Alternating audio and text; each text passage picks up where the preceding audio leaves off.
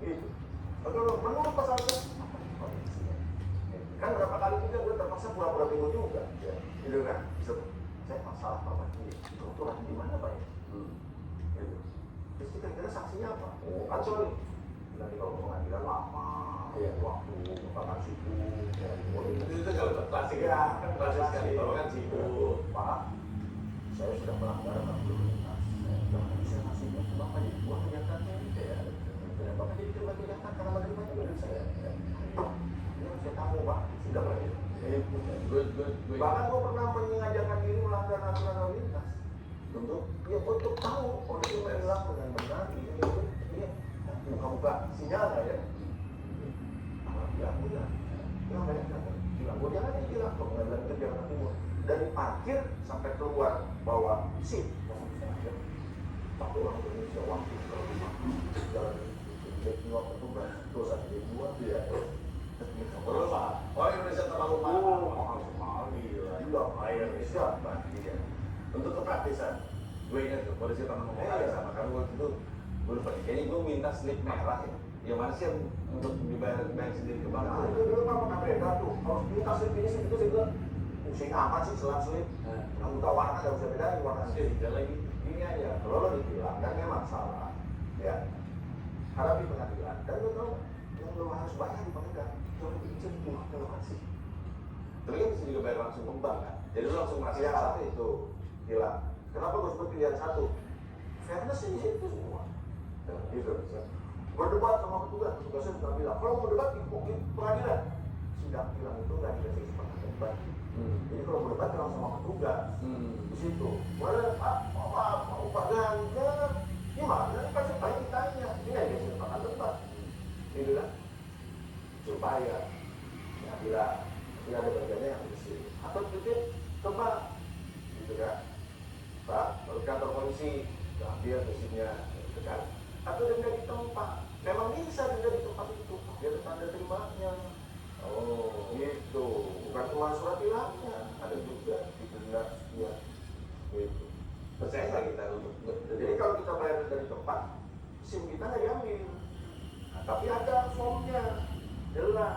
Kita uang kita nanti disetor sama dia. dan kalau denda di tempat nggak mungkin cuma 20.000 kan?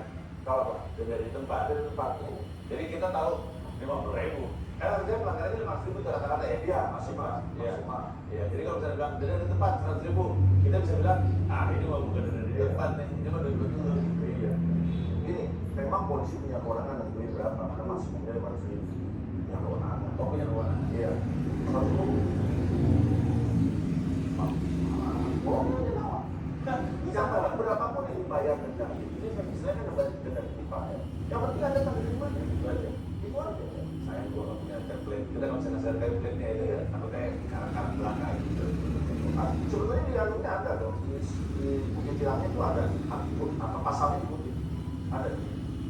Cuma kalau udah ditilang kan, dong. Perusahaannya kecil. Jangan buka.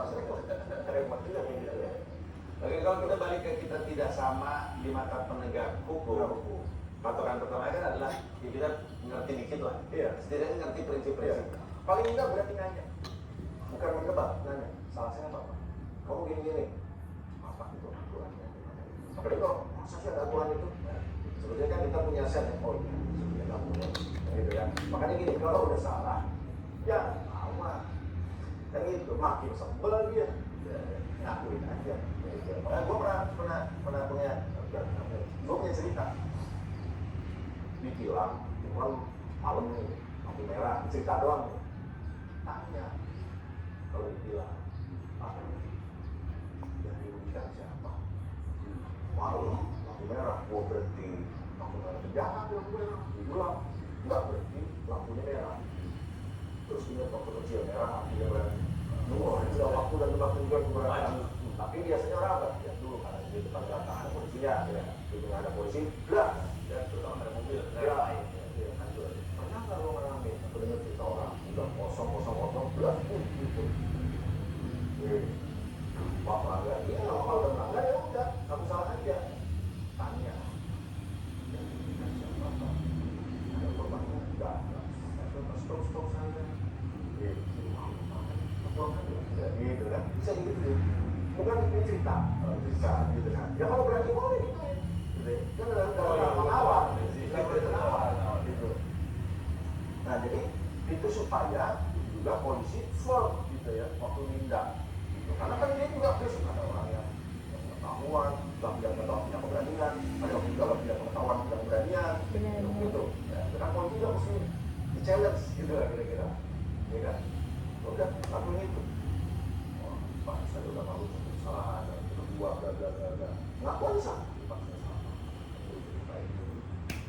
Dan itu dulu kalau lalu itu beberapa kali gua ngalamin itu. Ini 10 menit ya, Pak saya salah. Iya Pak. Silakan. Jadi maunya gimana nih? Ya, karena dia tanya maunya gimana? Pak saya mau dimaafin, baru sekali ini saya salah. Bukan bisa. Coba tadi kan Bahkan aja mau jadi gimana? Kalau mau jadi gimana jadi dia kalau bapak. Jadi kitanya juga jangan membuka ruang untuk tahu apa sih ruang. Jangan membuka ruang. Kita nggak polisi bahwa pasrah aja udah. Bapak bilang apa gitu kan? Uang waktu 15 menit 20 menit. Tapi udah jalan sana. Enggak, sana selatan. Gitu. Loh. Enggak, bayar enggak. Ya udah, tapi uang waktu 20 menit menahan kuping gitu aja. Jadi kita perlu mengedukasi publik bahwa ketika melakukan kesalahan jangan jadi sibuk itu yang bikin negara ini makin busuk. ya itulah sesuatu yang ironis. Kita berharap wakil rakyat kita, politisi kita untuk tidak melakukan pelanggaran hukum, tapi kitanya sebagai sumber mereka saya rakyat ya, mereka bersumber dari rakyat, perilakunya masih sama. Pak, kau itu puas sekali. Oke, Pak. Hanya itu saja atau ada patokan lagi untuk banyak sebetulnya untuk masing-masing peristiwa. Datang polisi ke rumah, bagi dari kepolisian, menjadikan sebuah lagu, mau nangkep, mantap masya. Saya ambil komisaris polisi Gajah. Meskipun dia pakai seragam loh, ini seragam apa yang nggak ada di Senen, betul, iya kan? Oke. Dan itu yang pernah jadi polisi soalnya. Iya, banyak. kenapa nggak ada program? Iya, karena saya nggak ada seragamnya. Gitu. Jadi orang-orang yang berseragam itu harus sadar bahwa bahkan seragamnya saja berpotensi bisa digunakan, apalagi kewenangannya. Kan gitu. Sekarang seragamnya sah dia pakai, kewenangannya nggak sah. Menyalahgunakan kewenangan, gitu kan? Jadi balik lagi nih, nah, orang polisi datang sama orang bertanya, ya, oh saya lagi komisaris polisi Gajah. Pak polisi ada surat tugasnya, suratnya ada untuk memerintahkan kepada AKP Gajah untuk melakukan penangkapan terhadap Panji Pragiwaksono, gitu kan? Surat tugas ada. Di surat tugas itu disebut siapa-siapa yang beserta dia. Berani kalau nafsu. A B C D. Satu aja ada orang tapi namanya nggak tercantum, penangkapan tidak sah. Begitu. Ngapain selama ini? Lucu banget nih. Jadi pengen mengaruh. Segitu ketatnya formalitas prosedur SOP, segitu ketatnya aturan pidana korupsi. Tapi kalau oke, ya sudah saya surat tugas. Surat apa? Nangkep orang. Jangan nangkep. Tapi yang nangkep meledak-meledak. Mereka nangkep. Sama itu semua. Tidak harus langsung tanya bapak siapa? Ini dari mana? Ini siapa saja? Bla bla bla. Dan ini misalnya nih mau penggeledahan. Pada prinsipnya sebetulnya di penggeledahan itu si penyidik yang menggeledah tahu berapa yang dicari. Ya, waktu nggak spesifik. Misalnya ini surat, ini pisau, nggak tahu pisau seperti apa.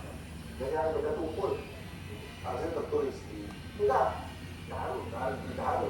Gitu. Jadi ini dia nyari misalnya anak kematian akibatkan benda tumpul, gitu ya. Bagaimana dia berkas di meja kerja lo? Apa ini? Kertas, Pak. Emang dulu kertas ini digulung, pakai mentok kan, gitu kan? Gitu. Apalagi dia bawa, gitu kan? Karena ini bukti kejahatan memang bisa disembunyikan di mana saja. Dan dia boleh ngoreknya kemanapun, tapi dia nggak boleh bawa apapun kecuali yang terkait dengan apa yang dicari mengenai. Kalau saya boleh tahu, ini kan tidak sebenarnya korupsi, Pak. Yang Bapak cari. Jadi uang, dokumenta, baju pada saat pelaku melakukan korupsi atau apa. Gitu. Untuk kita pasti ini nggak ngambil sembarangan. Gitu. Tanya, berani nggak? Sebenarnya patokan logika aja ya. Logika setelah kita mendapatkan informasi yang lebih lengkap ya. Cuma orang kan rata-rata panik ya. Orang dengan kata somasi aja deh. Pada umumnya panik dan jangan. Kemudian pakai seragam aja udah takut. Naopi KPK udah takut. Ya orang cerita takut yang nggak dia. Buat apa saya tahu? Saya hak. Tidak takut nanti. Saya nggak tahu. Dan akhirnya buat kita menjelaskan. Jelasin. Lalu ini ya kalau kamu belajar dari mana? Gajah. Balik. bener. Eh, Kita foto kita lu foto tempel di mobil biar ada patokan. Nah, berkelanjutan dengan ini kita kan tadi kita lagi ngomong soal apa yang bisa kita lakukan, apa yang kita bisa ngomongin soal korupsi. Gua tertarik untuk kebijakan berkesan, ya kan? mati gitu. Lalu belum sih tertarik lah itu belajar aja. Ini ngomongin soal korupsi lagi. Abang kan juga ngajar soal perampasan aset. Kemarin itu sempat ramai, walaupun satu kubu sih yang meramaikan undang-undang perampasan aset, RUU perampasan aset. Tapi prinsip perampasan asetnya sudah diajarkan. Tapi kita masih baru ngerjain RUU-nya. Maksudnya ini revisi dari udah ada atau seperti apa? Gue benar-benar pengen tahu kenapa sih ini jadi masalah gitu. Permasalahannya di mana soal RUU perampasan aset? Apakah ada tapi nggak kuat, nggak pernah ada tapi nggak pernah di-enforce gitu. Isu ini tuh berputar di sana apa sih soal perampasan aset? Jadi gini, kita belum punya undang-undang khusus tentang perampasan aset. Yang ada selama ini ada, Tapi aturan untuk merampas aset bertebaran di banyak undang-undang. Jadi merampas aset itu sudah ada di Indonesia. Bahkan KUHP kita yang lama, 2004 yang terjerat Bantar itu ada pidana tambahan berupa perampasan barang bergerak. Itu merampas aset, hukum, ya, kalau bunuh, di suatu ditemukan berbunuh, dirampas oleh negara, itu perampasan aset. Nah, sekarang kita mau spesifik ke menyangkut tindak-tindak pidana yang ekonomi, produksi, ekonomi lainnya lah perbankan supaya dapat.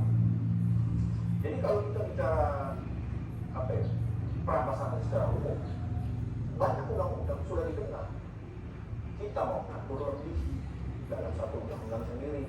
Nah, tapi pendapat pribadi gue ya, kebetulan gue anggota tim perumum RUU itu, ya sampai 2016 sudah selain karena saya minta kita serahin ke DPR, ternyata tidak buat amannya 2019 usia perampasan. Kemudian lagi ya tentangnya lagi buat kampanye 2024 gitu kan. Jadi ini yang barang dagangan ini untuk para politisi. Kita akan dorong sekarang belum mati sih apa kabarnya gitu ya. Nah jadi gini, kita pengen bisa merampas aset dengan cara yang lebih tajam dan lebih mudah. Ya. Karena gini, kalau ada korupsi, terus dia dapat hasil korupsinya sekian 10 miliar, kan kita harus buktikan 3 tahap bahwa memang kejahatannya ada terjadi, pelakunya dia, dan ini hasilnya tidak mungkin. Gitu kan? Kejahatannya terjadi, pelakunya dia dapat uang 10 miliar, itu udah nggak mungkin 10 miliar. Di bank nggak ada duitnya 10 miliar, kemana? Kan gitu ya. Tapi apa aja tolong mudah, bisa, gitu kan? Nah, kita pengen cara yang lebih mudah. Maka muncullah ide untuk mengatur sama-sama. Tapi terus terang saja, meski gua anggota tim, gua ngerasa perampasan aset yang konsepkan jauh itu aku yang tahu.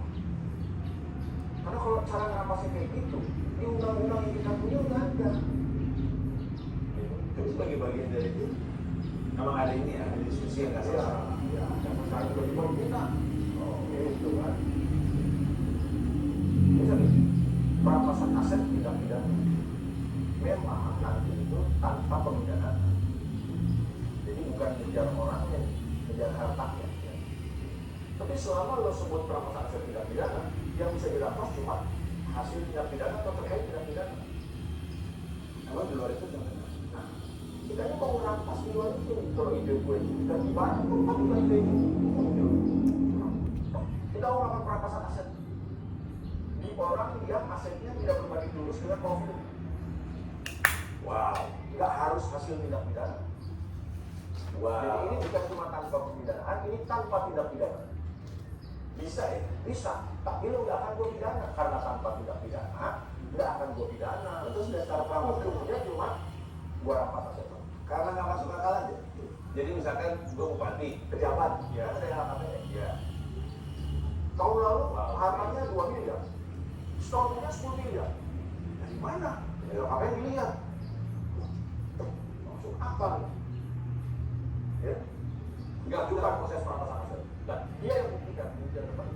Begitu dia nggak bisa buktikan dari mana asalnya, Wow. gua rampas. Jadi nggak masuk penjara, cuma hartanya dirampas. Itu lo nggak bisa buktikan. Wow, banyak. Ini kalau misalkan jalan, ini ada di RUU tersebut. Nggak ada saya. Wah. Karena di pasal gue lupa pasal 5 atau pasal 6 bilang aset yang dapat dirampas adalah Pidana. itu harus tindak pidana juga. Walaupun baru ditemukan belakangan, Masih bisa diusahakan kan? ditemukan belakangan kita harus buktikan bahwa ini dari tindakan yang salah dulu. Iya betul. Iya. Karena kan sebenarnya, wah ini menarik sekali. Ini kan masih akan dibahas di DPR. DPR, betul. Gue udah sampai dengan beberapa termasuk partai yang kemarin sempat ribut Iya, betul. DPSI itu sekarang belum bilang gitu kan. Mereka mau apa? Cak. Jadi, nah cuma syaratnya gini, perampasan aset tanpa tindak pidana dan tentu tanpa pemidanaan ini harus dirumuskan dulu di undang-undang ILU-nya ada. Jadi ada tindak pidana diperkenalkan oleh United Nations Convention Against Corruption tahun 2003, kita sudah ratifikasi dalam undang-undang nomor 7 tahun 2006. Ada yang namanya illicit enrichment, peningkatan harta daya yang tidak wajar. Apanya nggak wajar? Peningkatannya. Dia itu tahun lalu 2 miliar, tahun ini 10 miliar. Banyak banget ya. Banyak banget. Sering dibahas. Jadi untuk pejabat, toolsnya LHKPN. Begitu LHKPN ngebloknya, proses perampasan aset. Begitu lo nggak bisa buktikan, rampas. Nah, dia termasuk polisi. Iya.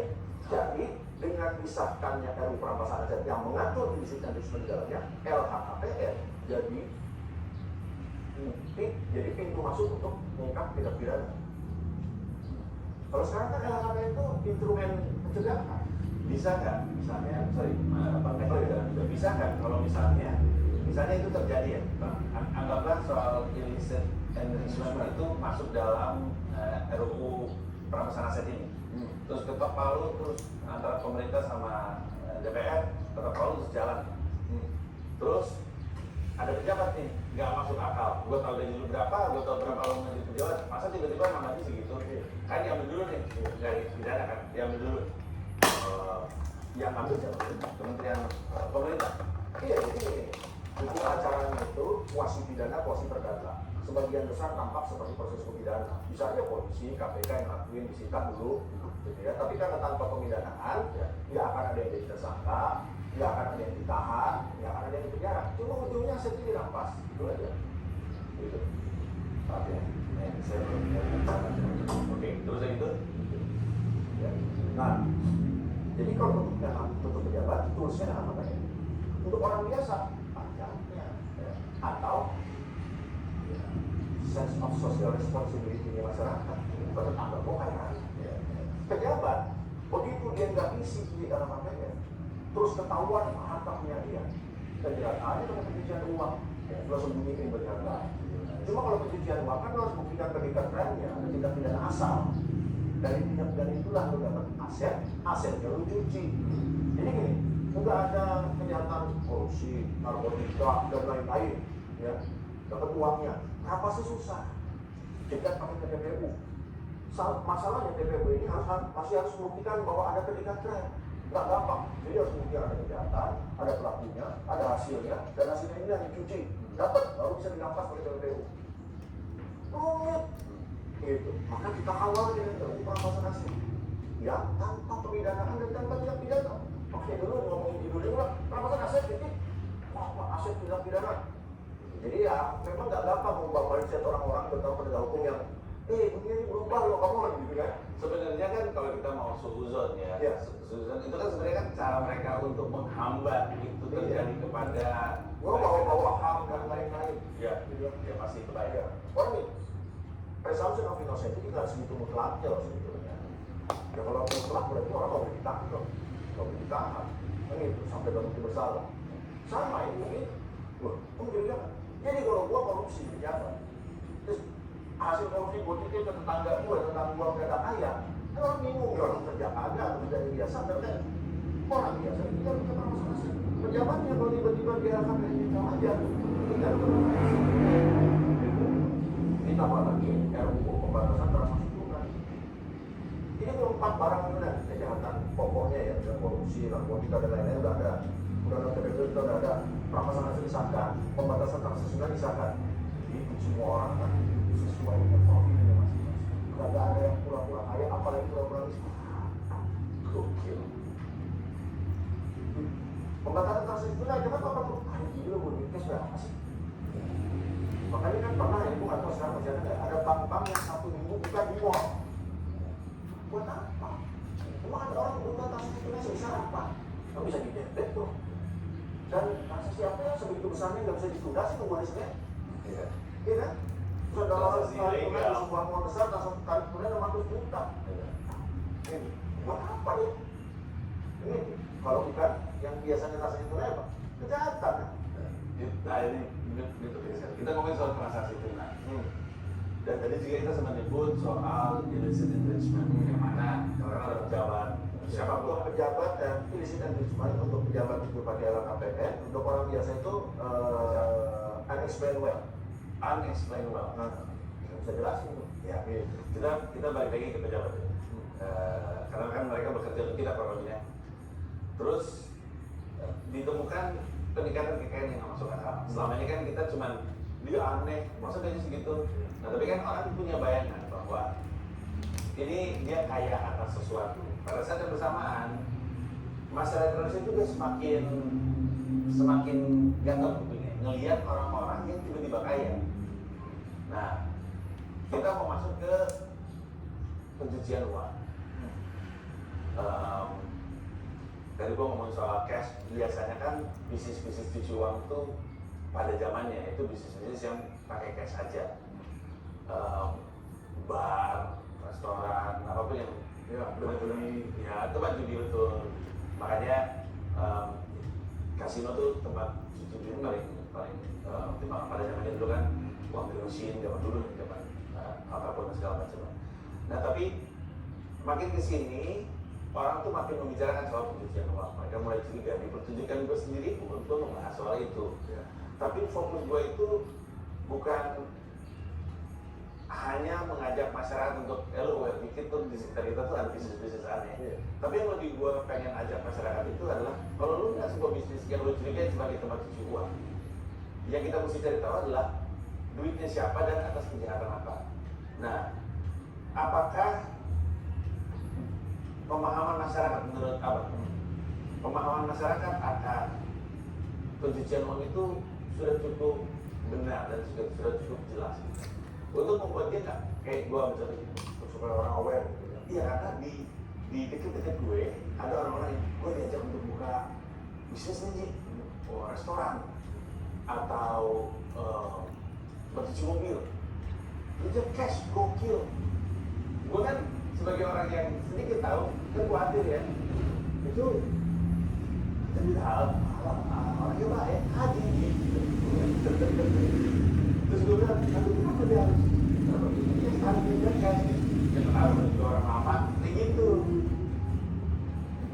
Artinya kan banyak orang yang punya momen mencium bahaya gitu, mereka tahu. Ya masa sih gitu, tapi ya ini juga mungkin arah pertanyaannya balik lagi. Seberapa paham sih orang akan praktek seksual? Jauh. Kalau abang sendiri mendeskripsikan praktek seksual itu seperti apa?